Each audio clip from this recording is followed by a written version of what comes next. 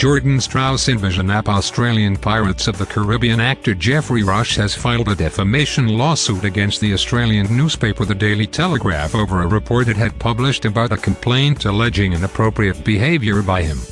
Last week, in an article that was later deleted, the outlet had reported that the Sydney theatre company had received the complaint after the 66-year-old star had starred in a $20,152,016 production of King Lear.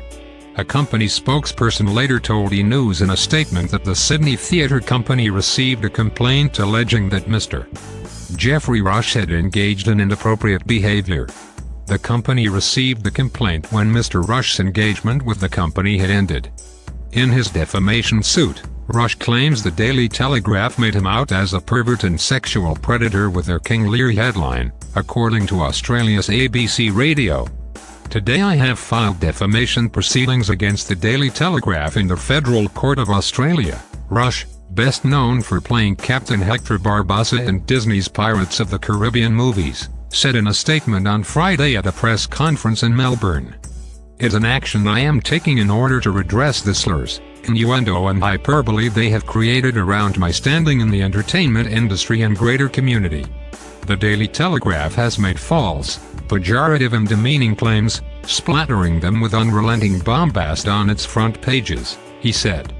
"This has created irreparable damage to my reputation, been extremely hurtful to my wife, my daughter and my son, to my extended family, and to many colleagues in the film, television and theater industry. The situation is intolerable and I must now seek vindication of my good name through the courts." In a statement posted by the newspaper's website, the Daily Telegraph editor Chris Dorr said, "The Daily Telegraph accurately reported the Sydney theatre company received a complaint alleging that Mr. Geoffrey Rush had engaged in inappropriate behaviour. We will defend our position in court." A hearing at the Federal Court in Sydney has been set for February 8, the newspaper said. Details about the complaint have not been made public and no charges have been filed against Rush. After the allegation was first reported, Rush denied them via a statement from his legal team, which said, "In this current environment, inappropriate behavior may mean abuse, bullying or other forms of reprehensible activity. These are matters that deserve forthright and objective levels of discussion. It must be made clear from the outset that Mr.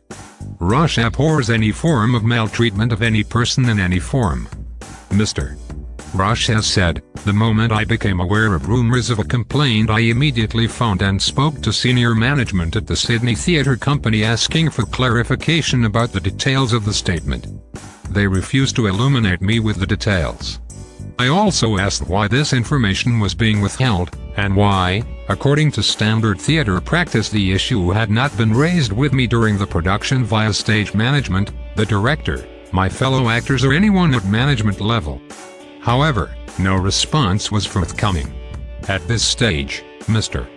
Rush can only reiterate his statement that he denies having been involved in any inappropriate behavior whatsoever," the statement had said. "Until there is the decency afforded to Mr. Rush of what the inappropriate behavior actually is, then there is nothing more that can be said at this stage." A couple of days after the allegation was made public, Rush stepped down as the president of the Australian Academy of Cinema and Television Arts (AACTA). "Certain recent media reports have made untenable allegations concerning my standing in the entertainment community," he had said in a statement last week, posted by numerous outlets. "It is unreasonable that my professional colleagues should be somehow associated with such allegations. In the circumstances, I have decided to step aside in my ambassadorial role as president of AACTA effective immediately and until these issues have been resolved. This decision has not been made lightly," he had said. However, in the current climate of innuendo and unjustifiable reporting, I believe the decision to make a clean break to clear the air is the best for all concerned. The AACTA said in a statement posted on its website on December 2 that the organization acknowledges the decision today of Geoffrey Rush to voluntarily step aside as president of AACTA and accepts and respects his decision to do so. "We have been deeply concerned about the situation and support the course of action that both respects Geoffrey's rights to the presumption of innocence and due process, but also acknowledges good corporate governance in these circumstances." In his defamation suit, Rush claims he was forced out of his role, rather than voluntarily stepping aside, ABC Radio